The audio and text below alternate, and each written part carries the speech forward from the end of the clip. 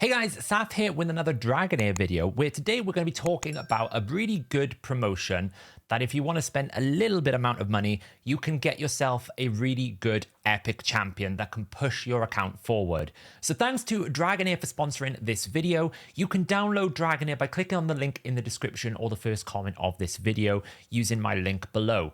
DragonHeir is doing extremely well. It's had over 5 million downloads and it is ranked #1 in about 13 different territories after its global launch, which is about 6 weeks ago.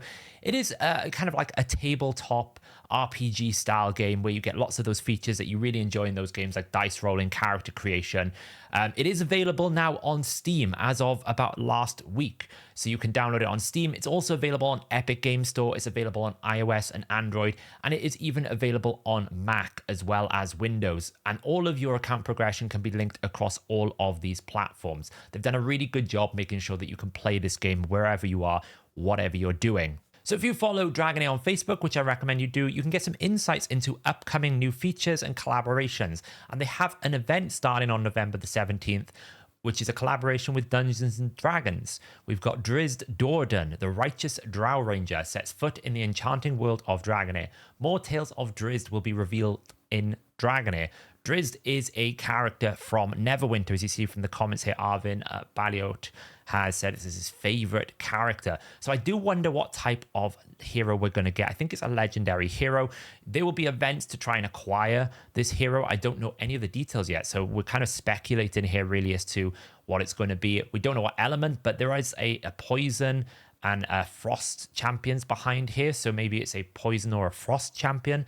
We'll have to kind of see, but really interesting and exciting. Let me know in the comments below, guys, what kind of hero you would love to see. What would you like his abilities to do? Maybe you know more about it than I do, because I'm not a massive Neverwinter fan. Maybe there's some lore here that you would really love to see in DragonHeir as well. There's also a Celestial Alternate Summons 7 taking place. They've been doing this every sort of couple of weeks, a new sort of group of champions or heroes.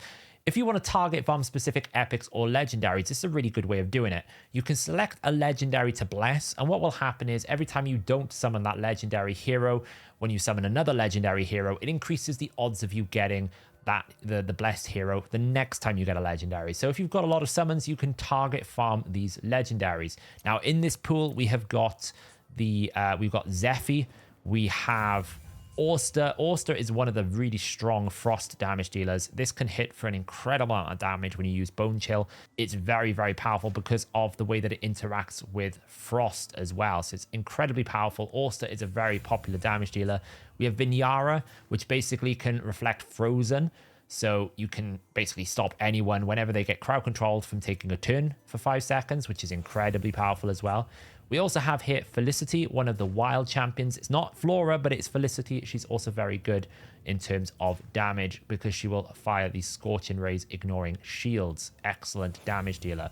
We also have Urganda, one of the best tanks in the game. He is in the story as you come across him, but he will just keep himself alive with immortality. He's very, very hard to kill. So if you pull Urganda, your tanking solutions are resolved.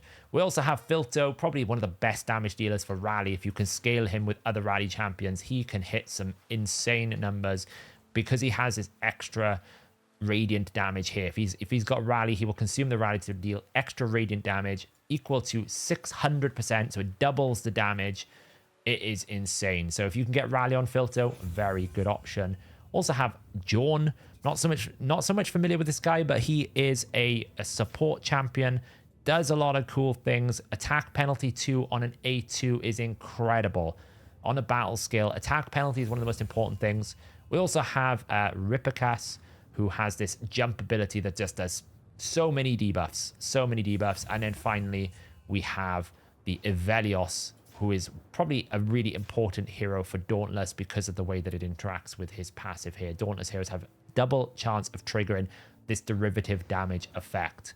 So those are the legendaries available. There's also some really good epics in this pool. Dane is an excellent AoE champion here. Tonalonnan is probably the best wild epic DPS champion in the game by quite a margin. I use it in my temporal vortex, so really cool. So you can basically get yourself a 17% chance to get one of these epics or 3% chance to get one of these legendaries and target farm those. So that is the Celestial Alternate Summons. But with that being said, let's get back into the video.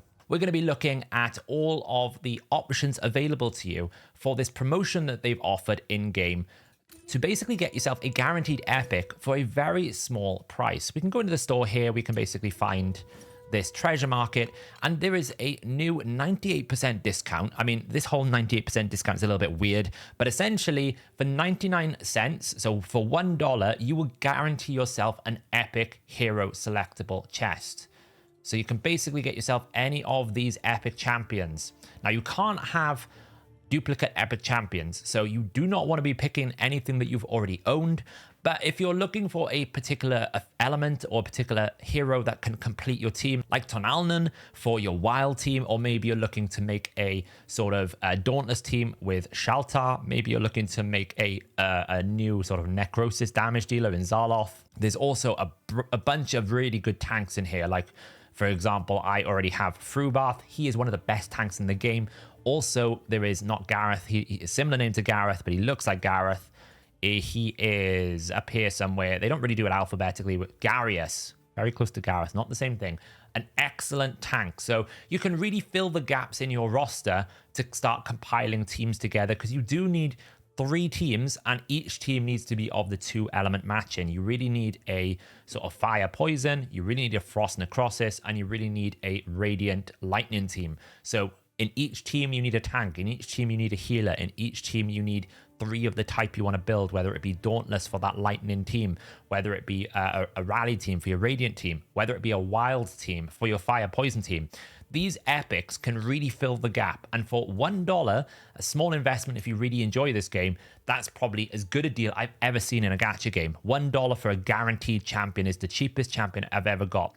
So in this video, what I want to do is kind of highlight some of the really top tier epics that you can go for if you haven't got them, and I'm going to be picking my epic as well, looking at the teams that I've got to see which gaps I need to fill. So if you're not aware, we have been covering DragonHeir on the website on hellhades.com for a number of weeks now. We're about to start releasing our tier list, if it isn't already released, and our ratings for our heroes. So we are looking to really add a lot of content, a lot of guides out there for DragonHeir. But Never, who's been writing some of the content, has put together a bit of a summary list for you to help you pick the epic that you really want to choose if you haven't got them, like some of the best epics based on the elements. And he's grouped it by elements here. So we can see we have got Voresh here. Voresh is the first epic in this list, and to be honest, it makes sense. Voresh is an absolute monster in the game. He is probably legendary of quality, because there are not many heroes in the game, even like non-legendary heroes, that can target an entire map with their ultimate ability, whereas Voresh absolutely can target it with his map or all of his ability. He'll put Frost out, so if you're running Usha, it's a very good setup for Usha. If you want to run Sigrid, which I did a guide on the other day, is able to target any enemy under debuff with her ultimate ability, then you can set up Sigrid with Voresh all the time. He's got some other abilities here, so he's also got a heal. He's got a chance of dispelling debuffs. So absolutely very good option if you want to build sort of a damage / ice carry. Voresh would be a good option. Now, another option here we've got is Gardrus. Gardrus is an epic that I actually pulled pretty early, so I won't be selecting this one because I already have him. And what really is special about Gardrus is he has an incredible ultimate where it will target everything in 3 columns and it will knock them back and stun them. It's a very powerful crowd control ability. He also can't really take any sort of debuffs, and if he does get a debuff, he'll boost his ultimate energy. So you can really scale his ultimate quite hard to get that back really regular. So Gardrus is an excellent option again for Frost. These are if you are trying to complete a Frost Necrosis team. This team is what you will need for Pillar of Trial. Pillar of Trial, if you don't know what I'm talking about, is a bit like Doom Tower if you've ever played Raid. It's a bit like Famiander, where you have to climb a number of floors, but they are element locked. So you have 3 separate floors. One of them is Frost Necrosis heroes. You can only use Frost Necrosis. That's why I'm mentioning the element mismatching, because you need to fill the gaps in one of your team. There's no point picking another Radiant hero if you've got every Radiant epic in the game. It's not really going to add any value. Whereas if you're lacking like that ice carry, then, you know, that's where you want to really be picking in here. The other option you've got as well, of course, is Rava. Now, I also have this epic, but I was lucky enough to get Hockader, which is the legendary version of this epic, I believe, where, again, this guy can help you set up Frost. Frost heroes need a setup. Like Usha is very good if you attack with Frost, it deals double damage, but you need someone to give her the Frost to enable that. So this is where Rava comes in. Rava can apply Frost debuffs to enemies and also deals a good chance to place some damage here as well. So there's a Nexus that Rava places where anyone in that area will get cold damage, and then it's got a chance to inflict Frost. So it's a really good setup. But as I said, I've got Hockader. So for me, not as good, but is absolutely really good if you've got a Usha you are using to set up. This hero can actually help you there, which is Rava. So those are the three really good Frost ones. Now we get to the more interesting ones here, which is Necrosis. Now Zaloth is one of those sleeper OPs. There's the legendary version of Zaloth. This is the epic version. And the epic version is really good because it can do recharging penalty. And the ultimate is basically a fear. And it's really frustrating to fight against. It does damage. It's a fear. Very, very good if you need to build a Necrosis Frost team as a damage dealer. It's very, very good AoE damage. It's map wide. It's very good. I highly recommend Zaloth if you're looking for a Necrosis damage dealer. Meanwhile, we also have Thea. This is another epic I have, Thea. And Thea is very good if you have a ranged heavy team. Very good for something like Goblins. Very good for something like Temple of Rot, because she will give your team, your ranged champions, invisibility, so they cannot be targeted, which is really helpful. And then she can start triggering things based on invisibility. Her ultimate will heal based on, I think, if they're invisible or not. So it really benefits you if you are a ranged team. Not so much if you are heavy melee. Thea doesn't work so well if you're heavy melee, but she is a very good support damage champion rather than a direct healer. And then we come to the last Necrosis champion here, which is the champion, the hero that I hate the most when I'm fighting in PvE content. Questa is the one that jumps to your backline. If you've ever been climbing Fey Meander, you'll find that you'll start hitting this wall a little bit where Questa just likes jumping across all of your backline and killing your damage dealers and ignoring your tank. And that is what Questa is really good for. In PvP specifically, the meta right now is very much, can you kill the enemy tank? Can you stop the enemy tank getting healed? Can you kill the enemy tank? Because there aren't that many heroes that can actually bypass the front line and get into the back line. Questa is one of the few that can. So if you're struggling to like beat tanks in arena, or you want a hero that kind of like fits the DPS mold of a Necrosis team, then Questa, it might be the really good option for you because it will help you jump into the back line. The thing with Questa also is a 950% attack multiplier. That's one of the highest multipliers in the game on her ultimate ability. She also heals herself and she will steal 30% ultimate energy. It's a really good backline Necrosis damage dealer, probably more single target focused. If you want more of an AoE focused, I would highly recommend you go for Zaloth. That's the two options. Thea is more the support, but you can also, if you want to, not get Thea and use Megan, which is the rare healer of Necrosis if you need a healer for there. Now let's talk about one of probably, I would say, the one that most people will pick if they don't have it, and that is Tonalnan. Tonalnan is the damage dealer for Wild. It is an absolute monstrous damage dealer. If you have the free legendary that you get from completing the story, which is Eric with Tonalnan, they will destroy the Vortex clan boss, which is like Angry Poseidon, as I like to call him. And it's mainly because you naturally start with 20% crit rate bonus. Crit rate is one of the hardest things to achieve until you start getting legendary gear in the game. So just having 20% right off the bat is huge. You only need to build 80%. You can build more damage. And then every successful wild check, Tonalnan will gain 5% critical damage, stacking up 20 times. That's a huge amount. You know, we're talking 20 times by 5. That can go all the way up to 100% bonus critical damage. That is a lot. That is a huge amount of damage. Now, the battle skill will attack an enemy 3 times, but it scales based on the buff differential between the enemy and yourself. So if you put a lot of buffs on Tonalnan, he's going to pump even more damage. You're seeing it scaling on top of scaling. And then finally, the ultimate skill will grant attack up and attack 5 times. Each hit hits really hard because of the passive and obviously all the different components. Wild checks also increase damage and a bunch of different things. Basically, if you want a wild damage dealer, you get Tonalnan. It's the best epic for the fire DPS wild team, specifically wild. So you would build yourself a tank, someone like Frubath. You'd probably give yourself a healer, someone like Hexandra. Those two are kind of like the really good poison heal tanks. And then you would put Eric and Tonalnan Wilds need about 2 or 3 wilds with them because you want more wild checks going off. The more wild checks you have, the quicker you scale Tonalnan's passive, the better Eric's passive works. So you could basically put Tonalnan with Eric, and then you can either pick another support or another wild champion. The next champion on the list actually would be a great pairing with this, which is Adolphus. If you're doing Grave of Curse, the boss generates a shield based on how much damage you take. So you put a shield on your team to stop that from happening. Damage to a shield doesn't count.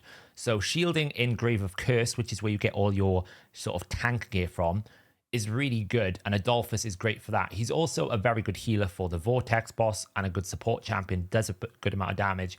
He's probably one of the best shield champions in the game, is Adolphus. I do have him on my account. I've used him in Grave of Curse, and I can confirm he's very, very, very good. So if you're looking for a very good shield champion to pair in your Poison Frost team, then Adolphus might be the option. If you've already got Tonalnan, you've already got your damage, you just want more support, then he's great. Next up is a guy that basically uses his words to insult people more than anything else. If anyone's ever used Dane, they know what I'm talking about. He likes to insult people whilst he is using his ultimate ability, which is quite funny. He's kind of a support, but he's actually very, very good damage. He's very good for goblins because he does a lot of AoE damage. He's going to have a passive here, which will boost his ultimate energy by 15% whenever he deals damage to an enemy with less than 50% HP with either his battle or his ultimate skills. So that means he can cycle back to his ultimate quite often because he does enough damage. His battle skill is AoE. If he hits a target under 50%, he will inflict fear and healing prohibition. Healing prohibition is one of the best abilities for bosses specifically and for arena. And then on his ultimate, he does a massive like hex thing on the ground, places attack penalty 1, which is not great. I wouldn't use him for attack penalty, but he will steal all of their buffs and do insane amount of damage. His damage is really, really good. So for an AoE damage dealer in goblins, he's a really good option. I would say Tonalnan will give you more boss killing power than Dane. So if you had a choice between those two, I would go for Tonalnan personally, because you will get Eric from doing the campaign, so you automatically have like a really good wild team to go with it. Now let's get to the poison heroes for these elements. Poison goes with fire. Frubarth is probably, I would say, one of, if not the best epic in the game, just for his value of being able to tank, because he has a really, really strong heal, so he doesn't need heal support. He can keep himself alive. He has attack penalty 2 on a 10-second duration on a 20-second cooldown. So as long as you pair him with Sigrid, for example, then you can basically alternate your attack penalties. And he is a very strong tank as well with a 24% aura. Basically, if you have Frubarth, he's probably going to be your primary tank for a lot of content unless you can't pick poison until you start getting your legendary champions, or maybe you get Garius or someone of the other big tanks. But really, he is so good for just everything that you need. You need someone who's got an attack penalty. You need someone who can keep themselves alive. They're not a burden to the team, and they can just slot in. If you haven't got a very good tank, or you're looking for a tank for your poison fire team, Frubarth is the one that I would go for the specifically for the poison fire combos. Now, Vikuk is a hero that I didn't really look too much at, but I saw Scratch playing him on stream the other night, and he's actually a really good sort of support champion, because what he's going to be able to do is clear off any debuffs that you have. And as you start climbing higher content, things like when you start doing high tiers of Fey Meander, where you have to fight the boss, where you're fighting sort of tier 4 Angry Poseidon, the temporal vortex, he starts putting defense debuff on you. Being able to dispel 2 debuffs is absolutely really powerful. Grave of Rot is another example where you get lots of poisons. So if you're looking for a way to mitigate some of the poisons and the debuffs you're taking, Vikuk might be the answer for you if you've already got all these other ones for the fire poison teams. He also comes with an attack penalty 2, which is AoE, which is really handy. Again, if you've got Frubarth, you just need someone else to cover the 10 seconds where it doesn't have it, and you can use the skill AI to basically stagger that. He also heals people, and he increases his healing if it's successful. So if you're looking for like a heal, cleanse, support with an alternating attack penalty, then Vikuk is an excellent option, a really, really good option. And then we come to the only epic reviver in the game. There are legendary revivers, but I think this guy is the only epic reviver in the game. This is Sifris. Very, very good for arena, potentially good for PvE content, although generally reviving in PvE doesn't always go so well. It's so rare that it's not something I've really used personally, but you can revive up to 2 people, give them 75% of their ultimate energy, and give them defense up. So I wouldn't necessarily pick these. If you've got no other options that I've talked about so far, then this could be an option. But this is probably the weakest one in terms of the options I've talked about so far. I would highly rate Tonalnan, Frubath over Sifris, for example. Next, we come to the Radiant Lightning heroes. These are the other element mixes that you need to have. This is a team that you will need to have for Pillar of Trial. And really the best tank for these is probably Garius.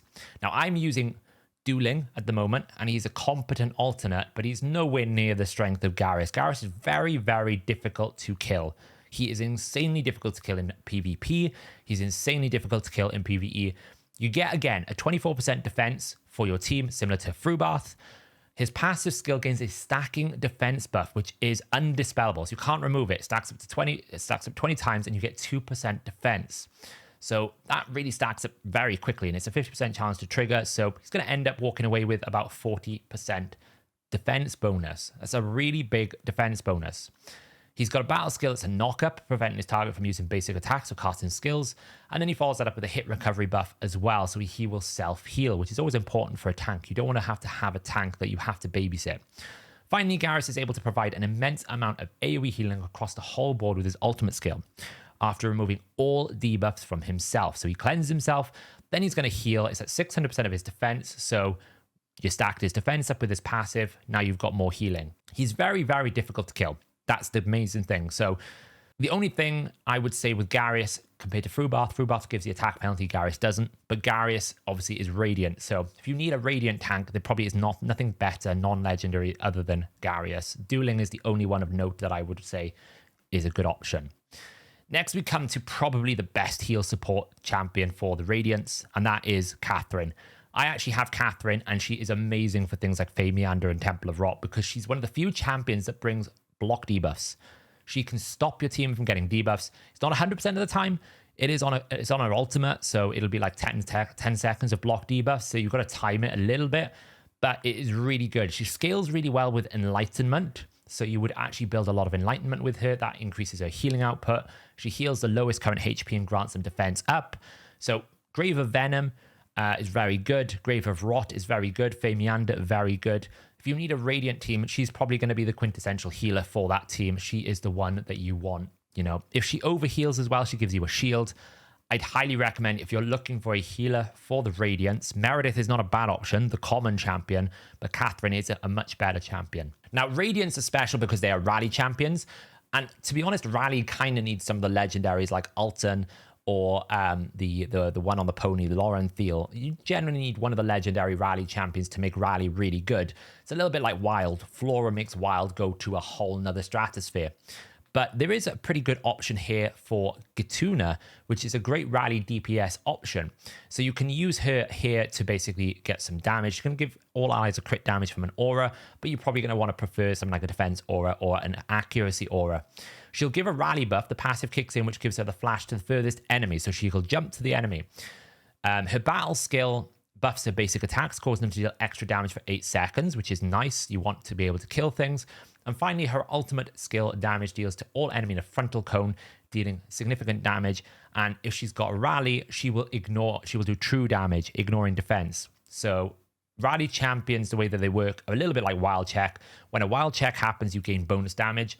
When rally happens, it enhances the power of a skill. So for example, here you're gaining bonus true damage. You might guarantee a crit. You might deal 30% more damage. That's how rally buffs work. So really, again, rally buffs work well if you can spread rally around. You can get lots of rallies going on. So you really need to get a lot of rally in here. You can't just stick one rally champion and expect it to work. You need a lot of rally champions to make this work because you want to spread them out around if you can. So if you are looking for like a really good damage dealer to fit into your rally team, Gatuna might be the option. But again, we're looking at these other champions here in terms of Catherine, in terms of Garius. They're much more impactful than just a simple rally champion because there are some very good rare rally champions. For example, Kales. Arlo, I think, is another one. There are very good ones. You also get a free epic that's an exceptional damage dealer, which is a rally champion if you buy anything in the game. So next up is the lightning heroes, and the first one we're going to talk about is YST's favorite hero. He got her really early. She's actually incredibly good for crowd control. So the way that Lola works is she basically has an ultimate and battle skill that can apply silence. Her ultimate ability can attack 3 times and apply silence every single time on a 50% chance. I think it gets booked up to 75% chance. Then she has a passive ability that whenever she attacks someone in silence, she can stun them. So what you end up finding is an incredible amount of crowd control for a lightning hero with decent damage. You also get AoE attack penalty too. She's kind of like the upgraded version of Irina that I use a lot in the game. I would highly recommend you pick Lola if you're looking for a AoE damage dealer in Lightning and you're not looking to go Dauntless or something of that nature. She's really good to kind of slot in, gives you that attack penalty that you can alternate with your other attack penalty champion, gives you lots of crowd control for wave content, really good for progression as well. Probably very good for Pillar of Trial just to basically lock out the waves because you're predominantly fighting wave content in that content. Next up is a Dauntless champion. Now, Dauntless is all about basic attacks, but you normally need multiple ones of them to really get the value, and they tend to be quite heavy in melee, so they're not the best option. But if you can get Dauntless set up correctly with the right heroes, you can do some quite crazy amounts of damage. And Shaltar here is kind of quintessential to that. What Shaltar does is he provides a lot of AoE bounce in Lightning, but particularly his ultimate, he empowers all Dauntless heroes around him. All the heroes really, but Dauntless gets double the benefit, where they will deal bonus derivative damage. Now, when I talk about derivative damage, it's almost like bonus splash damage that is empowered based on enlightenment. So what you would do is you would put a lot of enlightenment, and then that kind of boosts the damage of the derivative damage. So whenever they're attacking, they have a chance to always do bonus splash damage. And because all of the Dauntless champions pretty much have their basic attacks coded as their ultimate and battle skills, so when they use a battle skill or an ultimate skill, it's considered a basic attack, you're pretty much proccing this all of the time. So if you want to build a Dauntless team and you've got some really good Dauntless champions, then Shaltar might be an interesting option for you to basically build a tank heal, Lightning, Radiant team, and then fill it with Dauntless champions as like a basic attack kind of wave killing machine. Now, I haven't got much experience with Dauntless, but I'm very curious to try some of these heroes out. So Shaltar is an interesting option for me, but I also don't have Ton Alnan, so it's also a bit of a kind of a sacrifice option. And finally, the last hero we have here is a champion that I'm going to butcher the name for, Ihuikatal. Ihuikatal. I apologize if I have butchered that name for any culture who recognizes that name. Feels a little bit Mayan, a bit sort of South America, Mid-America. But hey, I tried my best. So this is really a support hero for Lightning. If you don't have the Catherine, or if you've already got it, then you might be looking for a little bit of support here. What this champion is very good at is getting rid of shields. And shields in some content is very powerful. Specifically, I think the ice barrier in sort of Frozen Domain, and then of course Grave of Curse. Whenever he attacks, if you haven't got a shield, he's going to put a shield on. It's going to prolong the fight and make it more difficult. He will also give a shield every time he does an ultimate ability. So he's got a really cool passive where whenever an ally uses an ultimate ability, they get a shield. So that's pretty handy to have. Every time an ally does an ultimate ability, maybe every 15 to 20 seconds, they're going to shield themselves. So that just gives you a lot of support utility, a bit of bonus effective HP to all your team. It also has the ability to remove shield buffs and 1 buff, so that's really good for Curse, although you need to remove 2 buffs in Grave of Curse. So just keep that in mind that you are not quite getting rid of all of those buffs. Someone like Grover, for example, who's a rare champion, will just do this better, and you can just bring someone to basically reduce the amount of shielding the boss has. His ultimate will grant defense up to all allies and heal any ally who is below 50% by a large amount. So it's a strong carry, but again, in the Lightning Radiant combo, I'd much rather a Catherine in my team than an Ihuikatal. I can not say this name. I should really find a better acronym for him than this dude here. I would highly recommend maybe the other epic heroes. This one is not necessarily the craziest option, but it might fill a void in your support roles. So go check out that guide on the website if you want a reference. I've just gone through them now in this video. It's a bit of a longer video than I'd planned, but it's a really important decision because you are spending $1 to guarantee yourself an epic champion, and it can change your team. So you can see here right now I've got a bunch of heroes here. So I've already got some of these epics I was talking about. I've got Catherine here. I've already got Frubath. I've got Adolphus. I use Adolphus very well. I use Frubath very well. I use Catherine. These are used in some of my teams. So we do have Irma here, who's a very good Necrosis tank. This is the tank that I'm probably going to use for my Necrosis Frost team because I don't have any of the legendaries. There are better legendary tank champions out there in the Frost affinity, but Irma's a pretty good one because you get control immunity and damage reduction. So she becomes like 30% damage reduction to all allies in range. She also gets hit recovery as well, so she heals herself. And then she has a 30% chance of recharging her ultimate energy by 5% when you ascend her when taking damage. This can only be triggered every 5 seconds, so she gets back around to this a lot more often. So she does become a pretty good tank for that purpose. But again, you don't have attack penalty, you don't have these things. So really, I'm still looking for a more efficient defense sort of tank champion here. We do have Elvis, but he's a little bit more damage orientated. And as I said, we do have a Rava here, but I've already got the Hockaday, so that's kind of an upgrade. Now, I do have some other options here that I think are pretty good. I think Shook is really good for dispelling the shields. I think this might be a better option personally than the Oikatal that we were looking at, because he will dispel shields and give you attack penalty and recharging penalty, which is quite good. You also get a chance of reducing ultimate energy on the enemy by 15%, because that hits 3 times, and the hero gains 10% energy when they get a buff. So if you have a high buff team, you get a bit of 40 accuracy. Shook is actually quite good for that shield dispelling purpose. In terms of other epics I'm using a lot, Etchus is actually quite good because you get Charmed. Charmed will force an enemy to attack each other. It's very good for sort of wave content when you book it up. So you get that ability here, and you also get another healing prohibition, and you can just basically reduce damage. This is where this champion is really good. When she inflicts debuffs on enemies, it reduces the damage dealt by 10%. So it basically is a straight 10% damage reduction whenever an enemy is under debuffs. And Dueling is the Radiant tank that I'm using right now. He's got ally protection, so he will absorb some of the damage the ally takes, recovery over time, and defense up. He's also got attack penalty 1, which is not amazing, but he does have a taunt on the A1. And then his passive, for every 3% he loses, he will take 1% less damage. So what you're basically getting here is a really good premium tank that can help keep your team alive and keep himself alive at the same time. But he doesn't necessarily have the attack penalty 2, which is what I like to look for. Like, you know, Frubath has attack penalty 2. We've also got Isolde here, has attack penalty 2. Really good off-shield Isolde, but I think Adolphus is a better shielder than Isolde. So if you don't need the attack penalty, I would definitely recommend you go for the Adolphus. He's a better shielder. So I guess the only thing left to do is for me to kind of pick my hero. So I'm going to go buy the chest, and then we're going to pick the hero. So what hero do I really want? It's very difficult, I think, because I've got an awful lot of heroes. It's really frustrating I can't just filter by epics here, but we can filter hero not obtained. We don't want to pick a hero we've already got. And then we can kind of look what we want. So from a wild perspective, these are the only heroes I don't have. Now, Flora is kind of the quintessential one, but I don't have Tonalnan and I don't have Karaman. Now, Karaman is not a bad option. We get a 50% attack up and attack speed up when the hero performs a wild check, which is quite good.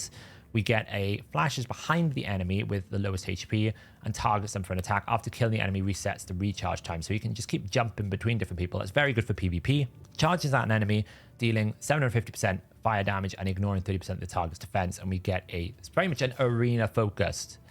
But Tonalnan is basically top tier. So Tonalnan is right up there as a decision that I would make right now that I'm thinking might be the best option. So for wild, if I want to fill out a wild team, it's got to be Tonalnan. Absolutely. Now for Dauntless, you can see I've actually got a number of Dauntless options. I've already got Shagwell. I've already got Nimbus. And Nimbus is actually quite good in terms of damage. He has a bit of a lock on, so he's constantly attacking here. That would work quite well with the hero that we were talking about, which was Shalta. We do have Thurnes here. He's kind of like another Dauntless option. This hero gains an extra 20% attack speed for every Dauntless ally on the team. So naturally, if you have 3 Dauntless, that's really good. Again, you tend to find the team setup is always 1 tank, 1 healer, then 3 of a type. 3 Dauntless, 3 Wild, 3 Rally. That's why it stacks to 3. We get deals lightning damage to enemies within range. So it's basically a cone around him. The hero gains 15% attack up when hitting 3 or more enemies. And then we have a jumps and strikes an enemy, dealing 468% lightning damage. For the next 10 seconds, when an ally launches a basic attack against that enemy, the hero has a 50% chance of dealing additional damage. So not a bad option, but I do feel like this ultimate ability really adds a lot of value. Enhances all allies with lightning force, granting them blessings of the thunder. gains a chance of dealing additional lightning damage with basic attacks, and pretty much all the Dauntless champions do that. So we would look at Shelter for the Dauntless if we want to go that route. Now, Poison, I don't really think there's much value, but Horus is an option we could go for. When the hero deals damage to an enemy under Poison, every stack of Poison increases the target's critical rate of this damage. Very difficult to stack poisons, I find. Hurls a Poison Bomb to deal damage, and it has a 50% chance of putting 3 poisons. It's not guaranteed. And then he will do Poison Explosion. So an interesting option, but I do find it's very difficult to stack poisons in this game to any reasonable sense. Now, Rally, we could go for the Gatuna. This is the one that we were talking about. When a hero gains Rally, flashes to the furthest enemy dealing damage. It can only happen every 5 seconds, so it jumps around a lot. For 8 seconds after being cast, each basic attack deals 68 bonus damage. And then we have a 700% Conal. Now, Conal is always difficult because if you're on an angle, it basically misses everyone. If you're on the left, it misses everyone. I really struggle with Conal. But you will basically do an extra 200% true damage. So that is an interesting option. But I do find if I was going to do a damage, you can see I've already got 3 of them. Martina is good enough because she basically guarantees critical hits. And again, she's got another Conal. So there is also a Hegio. He's got like a jump, which can basically increase his damage by 50%. He gets it back a lot. So he's also an interesting option if I wanted to build Rally. But again, Rallies kind of need the Alton and the Filto and the Lorenthal. These are the 3 big Rally champions. If you don't have one of them, Rally's quite difficult to do. Now, I do have Israelis. So we could, if we wanted to, look at a summoner like Istarion to basically summon a Dragon Remnant for the entire fight, which is kind of cool. He will grant attack up and then unleashes a fireball, then the Dragon Remnant. So Israelis, the way that Israelis will work is he gains bonus damage for all of the summons that are available. So if you can summon a lot of heroes, this can do a lot of damage. But I think even if you have lots of summons, it's not the best legendary. I feel like you need another legendary to go with it. So I'm not really interested in summons. We could, if we want to, just pick up the Ice Voresh. That would be really good. As I mentioned, it's one of the few champions that can do this. But again, I feel like we've already got a pretty good option with Hockadir to set up Usha now. I don't really feel like that's a great option. I'm honestly leaning towards Tonalnan because I just know how absolute crazy strong Tonalnan is for single target boss damage, which is often what I need. I kind of need that. But I also need an AoE like Zaloth is another interesting option because, again, you get a massive amount of AoE damage. Summons a prism at the designated location to enemies within range for 1 second with a 35% chance, stays there to inflict fear, and it heals all allies at the main time. Each enemy hit by the skill increases the healing by 15%. And we also get a recharging skill penalty. And every 4th basic attack will have a chance to inflict silence. It's a very good champion. Not as good as the legendary, but still very good. And of course, we have Questa here, which has probably the craziest multiplier I've ever seen. 950% is crazy good. So that would be really good for sort of PvP content. So it's a really difficult decision. There's so many good epics. It's very rare that you end up finding a game these days where the epics are just as good as the legendaries. And that some of these epics are really good, like Garius. Absolute god tier tank. Now, I don't necessarily need him because I have Frubath, but he would be a much better Radiant tank than Dueling. Much better Radiant tank. And then, of course, we've got Lola, could be very good. We've got Nathaniel is not bad either. Very difficult. I'm struggling with this decision. I really am. We've also got a Vikuk, who, again, can dispel some buffs. It can heal allies.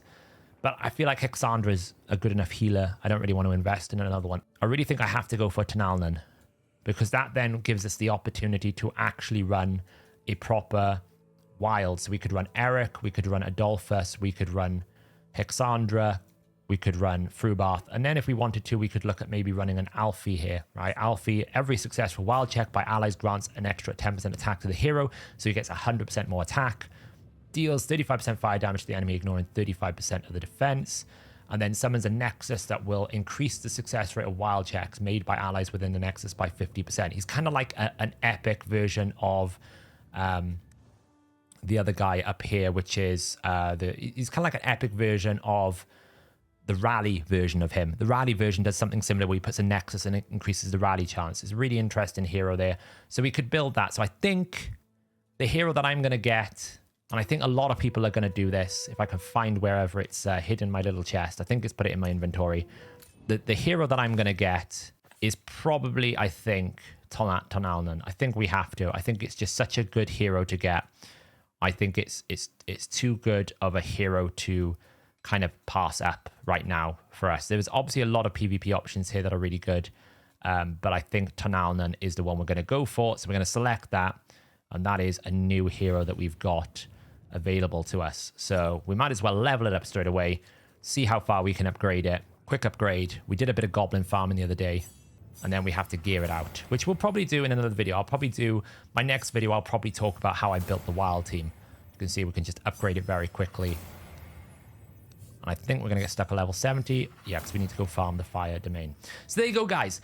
Make sure if you're really invested in DragonHeir that you get that chest for $1. I've never seen an offer like that in the game.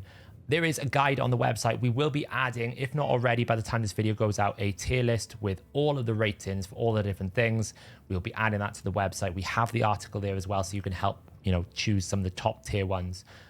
Pick it based on what you're missing in your team. What teams are you looking to build? What elements are you looking to focus on?